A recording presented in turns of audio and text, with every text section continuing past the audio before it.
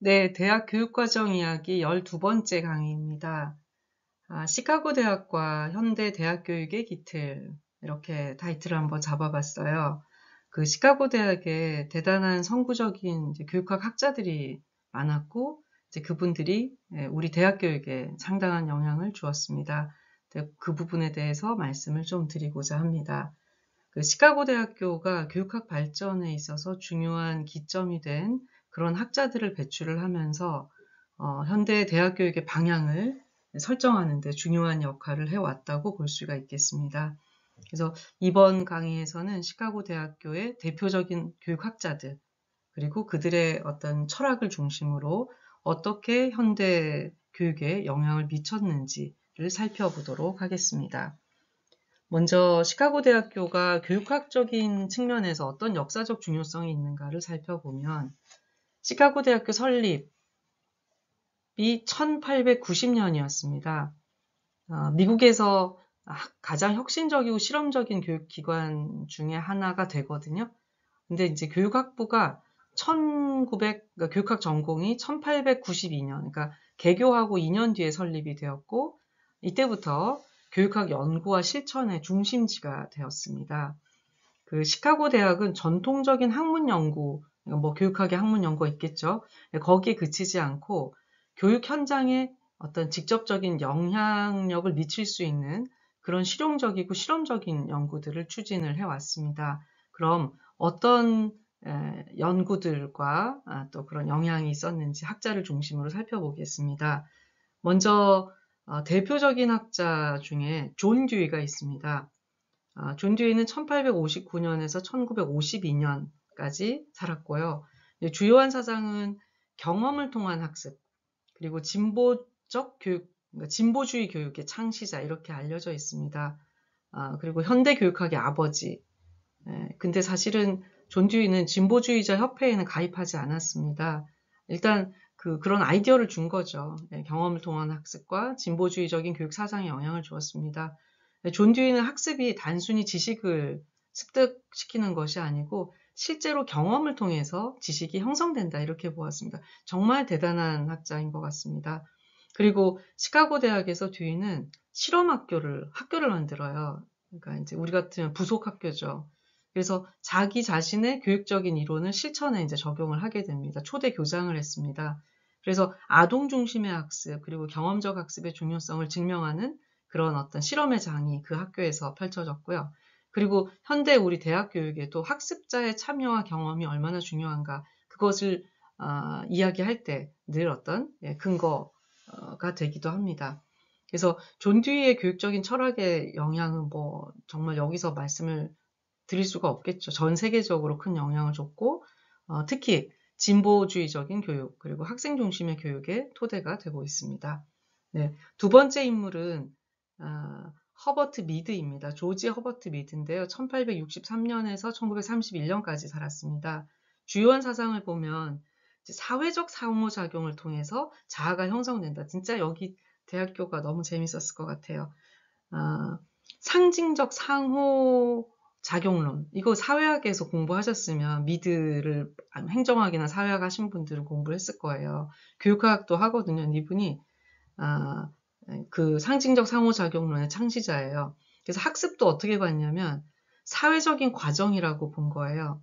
그리고 상호작용을 통해서 학습자가 그 자신의 의미를 스스로 구성한다. 자기가 스스로 형성한다. 이렇게 봤던 겁니다. 그리고 시카고 대학의 사회학과 교육학 발전에 미드가 이제 대단히 기여를 한 것이 사회적 학습과 또 집단 학습의 중요성을 부각을 시켰습니다.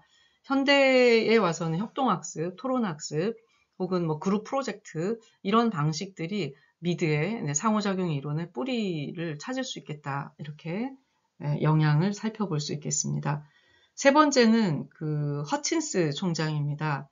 1899년부터 1977년까지 생존했습니다. 주요한 사상을 보면 시카고 대학의 총장으로 있으면서 현대 대학 교육의 어떤 이 아이디어란 이런 이걸 이제 이상을 제시를 했는데요. 대학이 실용적인 지식, 직업훈련 여기에서 그치면 안 된다. 이거에 치중하는 것을 엄청 경계했던 겁니다. 그래서 고전을 통해서 이제 고전이 이제 서양 고전이죠. 이 고전 원저서를 통해서 보편적 진리와 가치를 추구해야 된다. 이렇게 봤습니다. 그래서 만들었던 게 애들러가 만들었던 게 더 그레이트 북스 프로그램, 대저서 100권 읽기 운동은 아니죠. 교육과정이에요. 그래서 이 고전 읽기를 중심으로 한 이 교양교육 프로그램을 만들어서 학생들이 비판적 사고와 도덕적인 성장을 이룰 수 있도록 그렇게 했습니다. 오늘날 뭐 영향은 교양교육이 엄청나죠. 고전 읽기 프로그램 교양이 얼마나 많습니까? 이때 이제 이 시카고 대학에서 출발을 한 것이다라고 볼 수 있겠습니다. 그다음에 네 번째 인물은 버글리라고 우리가 보통 공부를 해요. 존 듀이랑 사이가 되게 안 좋았다 그러는데 같이 근무하셨던가 봐요. 학생들한테 별로 인기가 없었대요. 그래서 존 듀이는 막 옆에 학교에서 막 청강하러 오고 막 그랬다는데 이 버글리는 주로 이제 폐강이 많이 됐대요. 강의를 되게 못했던 것 같기도 하고 이 버글리가 기초교육과 교사교육의 중요성을 강조했던 인물이라고 합니다. 저도 이게 이제 기초교육은 알았는데 교사교육의 중요성을 강조하면서 자기는 교사를 잘 못했나 보네요. 본질주의 교육 철학자로 알려져 있습니다. 그래서 이 시카고가 대단한 게 존 듀이 진보주의, 그리고 허친스, 애들러, 뭐 이렇게 항존주의, 그 다음에 이렇게 버글리 본질주의, 대단한 학교죠, 그죠? 이렇게 본질주의 교육 철학자로 주창한 자입니다. 학교 교육이 기초적 지식과 기술을 철저하게 가르치는 역할을 해야 된다. 이제 이렇게 본 거예요. 이게 한 학교 안에 이렇게 다양한 석학들이 다양한 생각들을 가졌다라는 게 너무 신기해요. 그리고 교사 양성의 중요성을 강조를 했습니다. 교육의 질을 높이려면 교사 교육이 체계적이고 철저해야 된다. 근데 뭐 내가 잘 가르치는 거하고 상관이 별로 없는가 봅니다. 너무 제가 이렇게 편협적으로 얘기하면 안 됩니다. 영향을 보면 현대 교사교육 프로그램 그리고 교사 자격 제도의 토대가 된 라고 볼 수가 있겠습니다.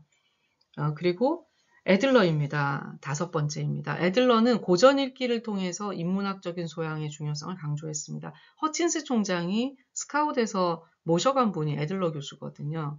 이 학위도 없었어요. 그 학위도 없는데 그냥 독학으로 교수가 된 거죠. 허친스와 함께 위대한 저서 프로그램을 이제 만들어서 구축을 했습니다.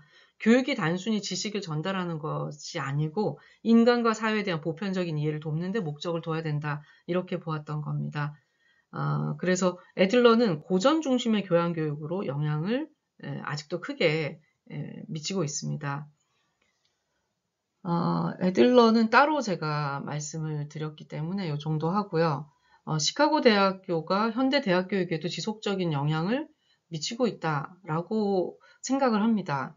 그러니까 앞서서 소개한 5명의 학자들이 여전히 그 철학들이 우리 현대 대학의 그 교육과 교육 과정에 지속적으로 그 논리들이 근거가 되고 있습니다.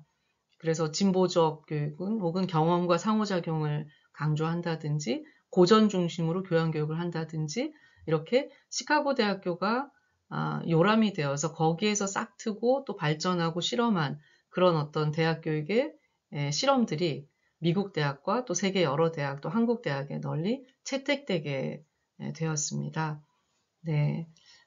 이상에서 시카고 대학교 그리고 시카고 대학교에서 근무하셨던 여러 교육학 교수님들의 연구 또 실천 이것이 어떻게 현대 대학 교육의 기틀을 마련했는가 하는 것들에 대해서 짧은 강의를 마치겠습니다. 감사합니다.